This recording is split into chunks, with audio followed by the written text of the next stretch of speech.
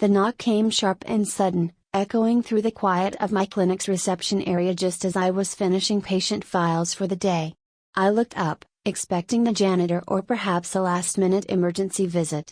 Instead, I found two familiar silhouettes standing in the doorway, figures I hadn't seen in nearly 5 years.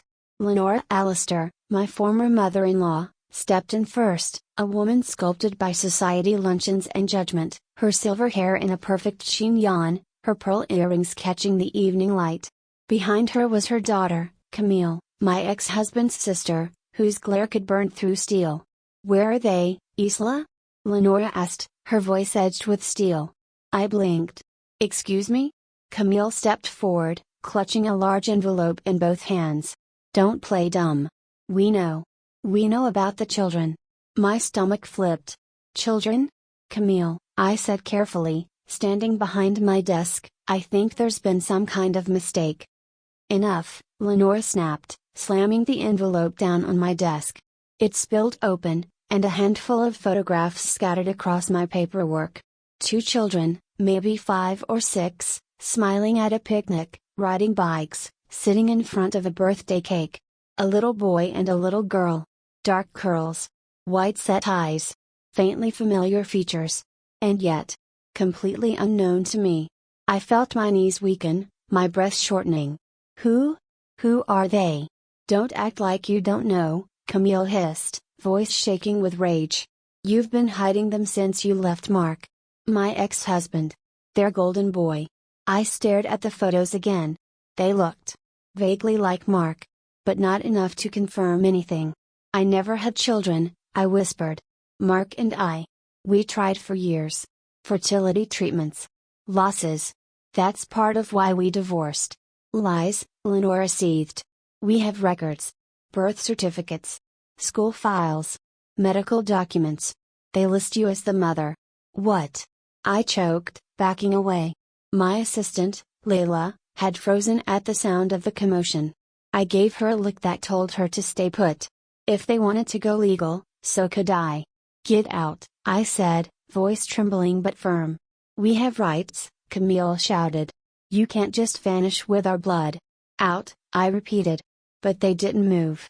Then, as if the moment hadn't already shattered my world, Layla stepped into the office again, her voice hesitant.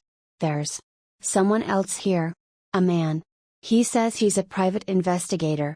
Lenora's eyes gleamed with triumph. "Perfect. Bring him in." I nodded numbly. If this was some grand scheme orchestrated by Mark, I needed to know everything. Now. A man entered, tall and slightly rumpled in an ill-fitting gray suit. He introduced himself as Richard Greaves, a private investigator. He pulled out a thick folder. "Mrs. Dorn, I've been hired to track the whereabouts of 2 minors. According to my findings, you've been living under multiple aliases across 3 states over the past 6 years. Every move correlates with new school records and pediatric appointments.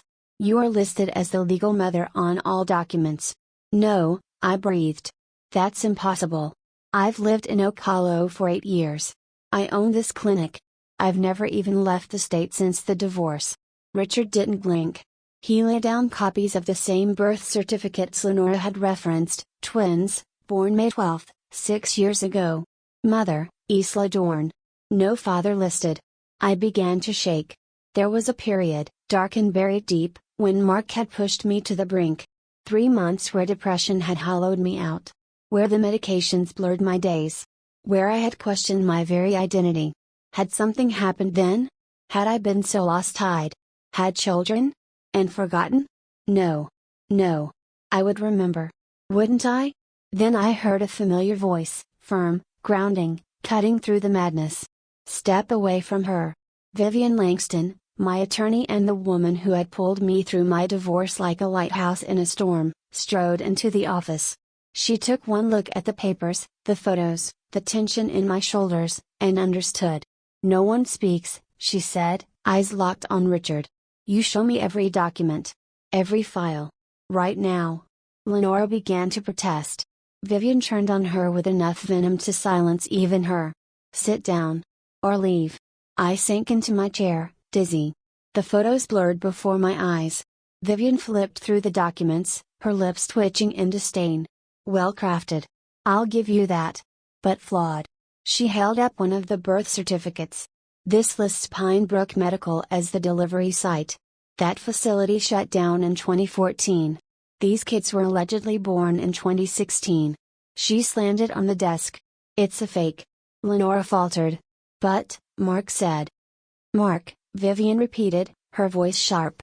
Let's talk about Mark. She turned to me. You never had children, Isla.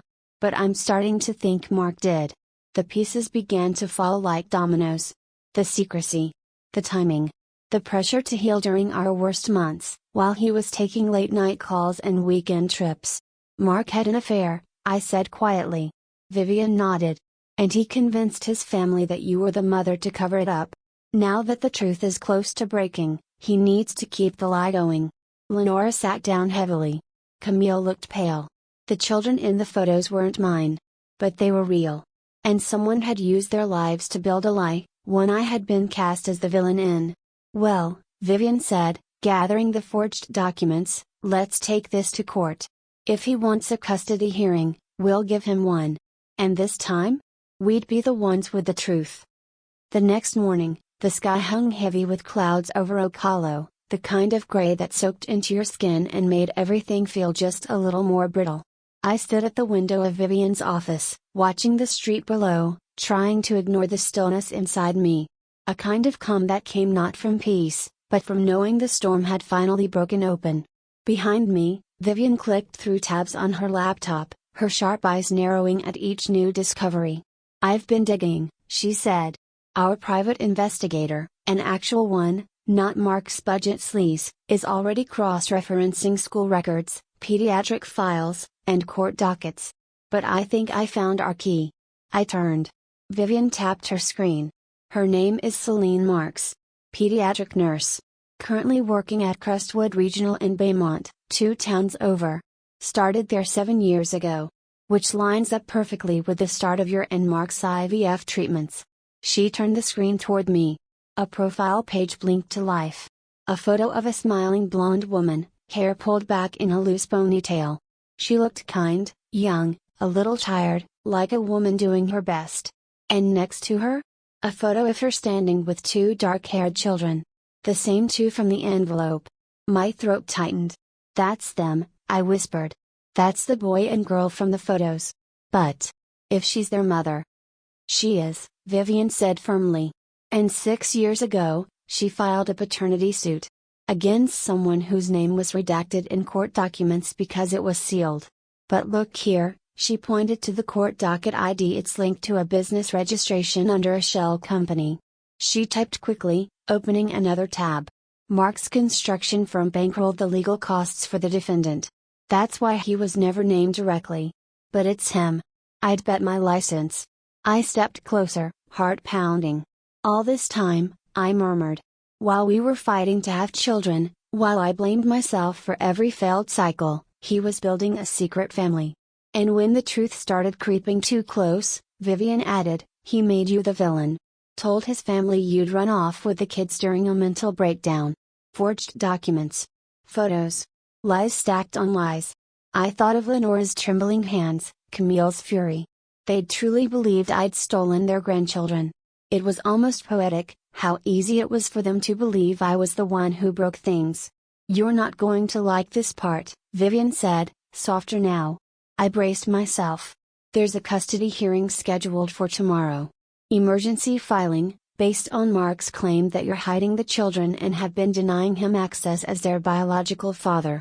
My jaw dropped. He's trying to drag me into court for children I never had? Vivian nodded. And if we don't show up with evidence, he'll control the narrative. Again. The pressure behind my eyes flared hot. But I forced it back. I would not cry over Mark Allister again.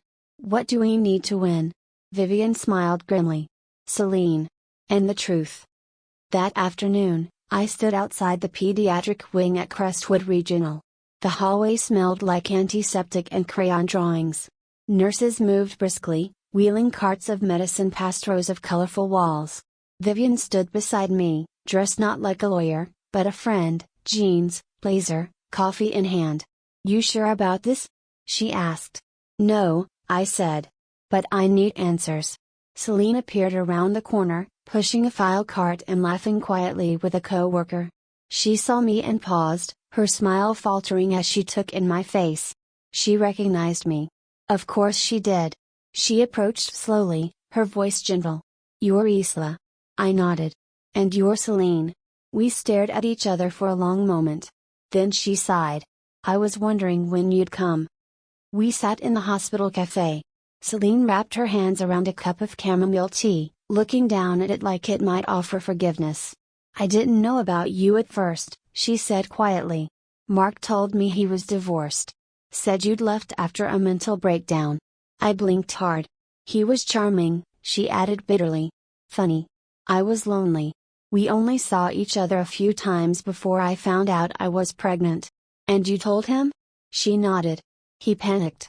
Said it would ruin his reputation. Asked me to keep quiet. But I refused. I filed for paternity. We settled it privately, sealed documents, financial support, joint agreement that he wouldn't claim public involvement." "So why now?" Vivian asked. Celine hesitated. "He stopped sending support. I confronted him. He told me he was fixing the narrative.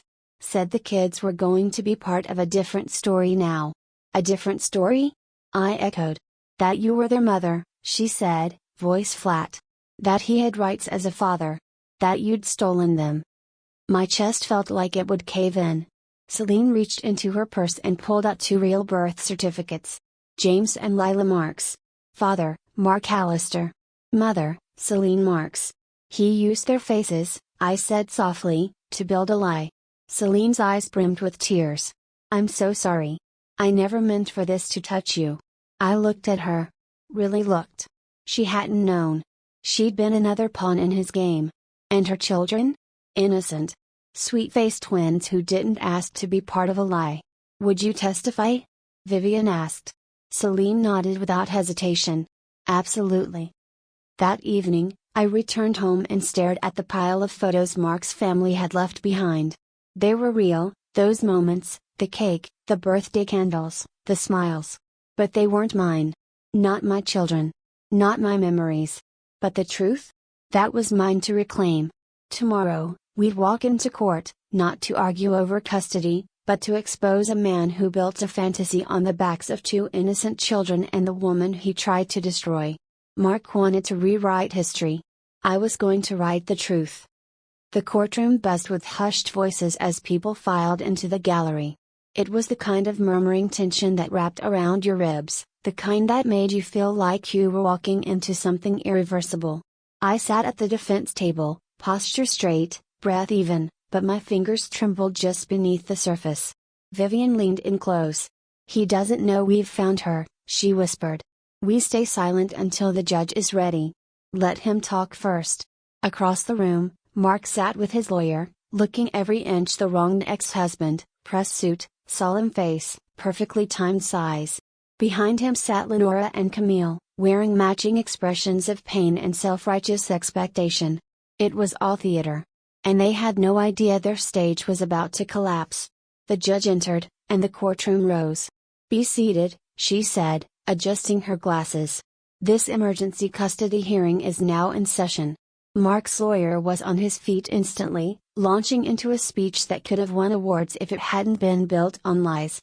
"Your Honor, my client, Mr. Allister, comes before the court today seeking immediate custody of his twin children, James and Lila, who have been unlawfully kept from him by his ex-wife, Ms. Isla Dorn, for the past 6 years. Mr. Allister has made every attempt to locate his children, but Ms. Dorn has moved them across state lines, changed her identity, and deliberately obstructed his rights as a father." I bit the inside of my cheek to keep from laughing out loud. Changed my identity? I'd been living in the same house for 8 years. Vivian rose slowly. "Your Honor, we will respond in full. But first, we request that you allow us to present a set of documents crucial to establishing the truth before any further arguments are made." The judge nodded. "Proceed." Vivian approached the bench and laid out a clean folder. "Included here are the original birth certificates for James and Lila Marks, not Allister. They named their biological mother, Celine Marks, and father, Mark Allister. A ripple of confusion moved through the gallery. Vivian continued, her voice like polished steel. Also included is a sealed paternity suit from 6 years ago, naming Mr. Allister as the father of Ms. Marks' children, filed while he was still married to Ms. Dorn. Mark stiffened, his hands clenching on the table. Furthermore, Vivian said, her tone sharper now, we have reason to believe that Mr. Allister forged a secondary set of documents listing Ms. Dorn as the mother, in order to perpetuate a false narrative and manipulate both this court and his own family. Gasps echoed behind us. Lenora turned in her seat toward Mark, her eyes narrowing with dawning horror. The judge flipped through the documents, her expression unreadable. Is Ms. Marks present today? Vivian smiled. She is. Celine stood up from the back row, holding a folder of her own. The entire courtroom turned to watch her walk toward the front with quiet strength. Mark's lawyer scrambled. Objection, Your Honor. We had no notice. She's the children's legal mother, the judge interrupted. She's more than welcome in my courtroom. Celine took the stand and was sworn in. Her testimony was calm, factual, devastating. Yes, Mark Allister is the father of my children. Yes, we had a relationship while he was married. No, Isla Dorn was never involved in their lives. Yes, Mark asked me to stay silent. He said he'd handle the legal fallout. And yes, I recently discovered he was pretending Isla was their mother to gain legal control. The silence that followed was thunderous. Vivian stepped back to our table, triumphant. Mark looked like he'd swallowed glass. His lawyer leaned over frantically, whispering. Then the judge turned to him. Mr. Allister, she said, you stand before this court today having presented forged documents, false testimony, and a deliberate misrepresentation of parentage. Would you care to explain yourself? Mark stood, the mask finally slipping. I didn't mean to lie, he stammered. I was just trying to fix things. Fix things? The judge repeated. You falsified birth records. You lied under oath. You fabricated an entire custody case to punish your ex-wife for something she didn't do. Mark's voice dropped. I didn't want to be the bad guy. But you are, I said aloud, rising slowly from my seat. Everyone turned. I spent years wondering what I did wrong, I said, voice clear and calm. Blaming myself for our infertility, for our divorce, for your distance. While you were out building a second life, and blaming me when it started to crumble. Mark didn't speak. Lenora finally rose from the gallery, shaking. You told us she'd taken the children. You made us believe she was unstable. You let us attack her. Her voice cracked. How could you do that to us? Camille was already crying. The judge sighed, then looked at Mark again. We'll reconvene in 1 week for a hearing on criminal charges. For now, the emergency custody petition is denied. And you are barred from contacting either Ms. Dorn or Ms. Marks until further notice. Gavel down. Session adjourned. In the hallway outside the courtroom, I stood with Celine. The twins waited outside with a sitter, too young to understand the drama playing out behind closed doors. I owe you everything, Celine said. You could have walked away. You didn't know, I said. He lied to both of us. Lenora approached slowly, her eyes glassy. Isla, she whispered. I don't know what to say. Don't say anything, I replied. Just look at your son. And then look at yourself. That's where the answers are. She nodded, tears beginning to fall. I'm so sorry, she said. For everything. Celine stepped forward, gently placing a hand on her arm. Would you like to meet your grandchildren? Properly this time? Lenore turned, stunned. And I walked away. Because that was their moment now. Not mine. The storm had passed. Not with lightning or thunder, but with ink on paper, tears in a hallway, and a gavel that echoed like a door slamming shut. The courtroom hearing had exposed Mark's deception to everyone, his mother, his sister, the court. But what followed wasn't as loud as I expected. It was quieter. Heavier. Truth has a way of settling in like a fog. It doesn't always bring closure. Sometimes, it brings silence. 3 days after the hearing, I stood in my clinic's back office, sipping cold tea and staring at the framed certificate on the wall, my license, The one I'd earned through sleepless nights and sacrifice. For years, I had kept my head down, thinking that doing everything right would keep the chaos away. It hadn't. Mark's lies had found their way in anyway. But now, I was standing. Still here. Still whole. Layla, my assistant, peeked her head in. "You have a visitor." I tensed. "Mark?" She shook her head. "No. It's Lenora." I blinked. "Here?" She said she wouldn't stay long. "She's alone." A pause. Should I send her away? I considered it. Every part of me wanted to say yes. But something else, a quieter voice, said no. Send her in. Lenora stepped inside, a woman transformed. Her posture was still proper, her clothes still expensive, but the air around her had changed. Softer, smaller. In her hands was a small envelope. "Isla," she began, her voice raw. "Thank you for seeing me." I said nothing. I wanted to apologize, she continued. "Properly. I've been writing it down." She held out the envelope. "I don't expect forgiveness. I just needed to say it." I took the letter but didn't open it. "I truly believed him," she said. "Every word. I thought I was protecting my family." "You were protecting a lie," I said gently. She nodded, swallowing hard. "Yes. And in doing so, I hurt someone who had already been hurt enough." Another pause. "I met them," she said quietly. "James and Lila. Celine let me spend time with them. They're wonderful." A part of me felt a strange warmth at that. Relief, maybe. That the children caught in this mess had found some sense of belonging, of care. "I'm glad they have you now," I said. "They'll need truth in their lives. And someone who can admit when they were wrong." "I'll try," she whispered. "Every day." Then she left, without asking for anything else. And that was how I knew she meant it. The criminal proceedings against Mark moved forward with surprising speed. The court was not gentle with him. Forgery, perjury, obstruction. His carefully curated life fell apart, headline by headline. The press latched onto the story: local businessman forges custody case. Ex-wife vindicated in shocking court battle. It felt surreal to see my name in the news. For years, I had been invisible. And now, I was everywhere. Celine kept me updated on the kids. She sent photos sometimes. One of them showed James with a tooth missing, smiling proudly. Another had Lila in ballet class, mid-spin. They were happy. That was enough. A few weeks later, Camille requested to meet me. We sat at a small cafe near the courthouse, both of us unsure of how to start. She wore her guilt plainly, no makeup, hair pulled back, hands trembling slightly as she stirred her coffee.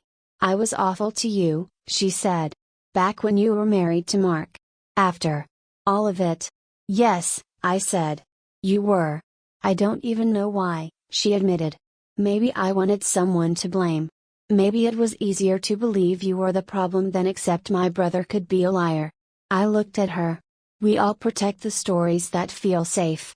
Until they don't." "I'm sorry," she said. This time, the words didn't feel rehearsed. They felt earned. I didn't see Mark again until sentencing day. He stood before the judge, pale and stripped of his usual smugness. His lawyer read a statement about regret, accountability, and lessons learned. Mark didn't speak himself. The judge was unmoved. 6 months in county jail, with additional probation and mandated counseling. Not a lifetime, but enough to stain his record. Enough to remind him. As I left the courtroom, he passed me in the hallway. He paused. "Isla," he said, voice hoarse. "I never hated you." I turned to him. "I never hated you either," I replied. "But I trusted you. And that's worse." I walked away before he could respond. In the months that followed, life became quieter. My clinic grew.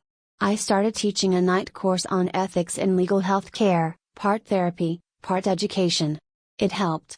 Vivian, always the sharpest blade in the drawer, called one afternoon to say she was nominating me for a Civic Integrity Award. I laughed.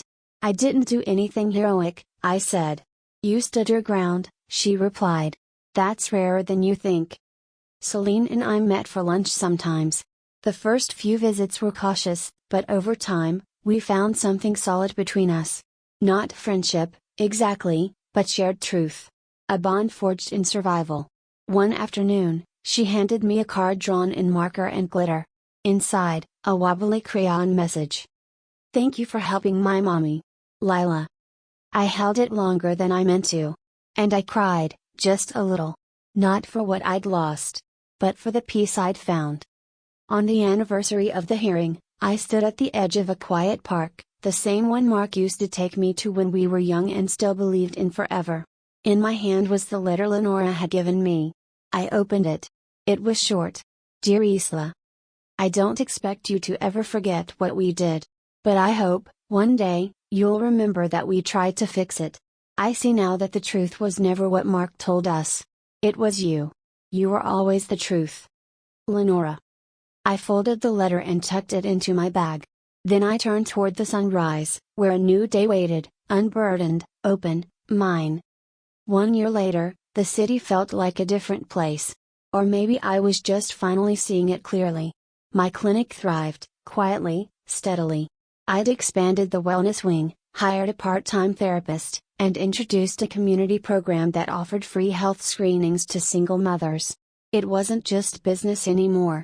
It was personal. Every time I saw a young woman walk in with tired eyes and a weary heart, I recognized her. I had been her. And now, I had something to give. Healing, it turns out, is a slow, circular thing. Some days you feel invincible. Some days, you stare out the window and remember the lies you almost believed. But if you keep showing up, if you keep telling the truth, you inch forward. And eventually, you realize you've arrived somewhere better. That morning, I received a package at the clinic's front desk. No return address. Inside was a framed photo, James and Lila at a school recital, both grinning, cheeks painted with butterflies and lions. In the background stood Lenora, Camille, and Celine, clapping, beaming. On the back of the photo, a simple note. "They're growing fast. They know who they are. Thank you for giving them the chance to live in truth. Celine." I held the frame to my chest for a moment before placing it beside my law degree and the photo of my clinic's ribbon-cutting ceremony. A timeline of what mattered: resilience, truth, beginnings. It still surprised me sometimes, that those children weren't mine, yet somehow, a piece of my story was stitched into theirs. Not by blood, but by battle. By what I stood for when no one else would.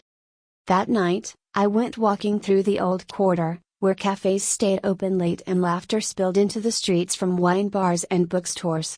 I passed the bench where Mark had proposed to me years ago, back when love felt like enough. Funny, how you can love someone and still not know them at all. And how they can claim to love you while building an entire life out of your absence. I didn't hate him anymore. Pity, perhaps.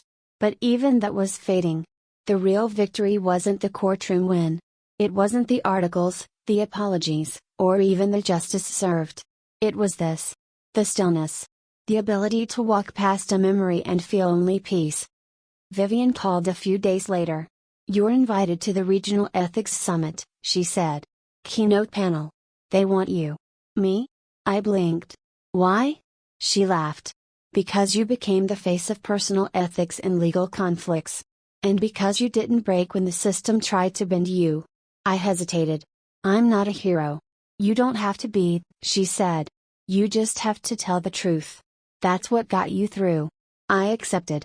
Later that week, I stood on a stage in front of 200 people and told the story, not just about Mark, or the courtroom, or the forgeries. But about identity. About how losing everything you thought made you whole can lead you to a deeper kind of wholeness. I spoke about trusting your voice when no one else does. And when the room rose to their feet at the end, I didn't feel proud. I felt free. After the summit, I returned home to a card slipped under my door. Handwritten. Careful block letters. Isla. I know it's not much. But I want to say I'm sorry. I know now what I did to you. I thought if I controlled the story, I could control the pain. I was wrong. I'm getting help. I don't expect anything. I just wanted you to know that I see it now. Mark. I folded the card and placed it in the back of a drawer. I didn't need it. But I didn't need to burn it either. Because some things aren't about erasing the past. They're about outgrowing it. Months later, I visited a small beach town 2 hours from the city, one I'd always meant to see but never had the time. I stayed at a quiet bed and breakfast run by an older couple who let me drink tea on their porch and ask about nothing more than the weather. On the third day, I sat on the shore with a journal, the waves humming like a second heartbeat. I wrote, "Truth is not always loud. Sometimes it's quiet. A choice you make, again and again. To be whole. To be honest. To let go." I looked out at the horizon, the line between sea and sky so gentle it barely seemed real. This was my line now. Not between right and wrong, or past and future. But between who I was and who I had become. A woman who had stood up to the lies. A woman who had let go. A woman who had found peace. I don't know where Mark is now. I don't ask. I hear from Celine now and then. Updates about the kids. School plays. Dance recitals. A birthday card from Lila, once, with a crooked heart drawn in glitter pen. Rachel sends a holiday card every December. The words always vary, but the theme remains. We didn't know. We're sorry. I keep them in a box, unopened. Not out of spite. But because I don't need to read them anymore to know I was right. I was always right. Sometimes people ask me how I stayed strong. I tell them the truth, I didn't.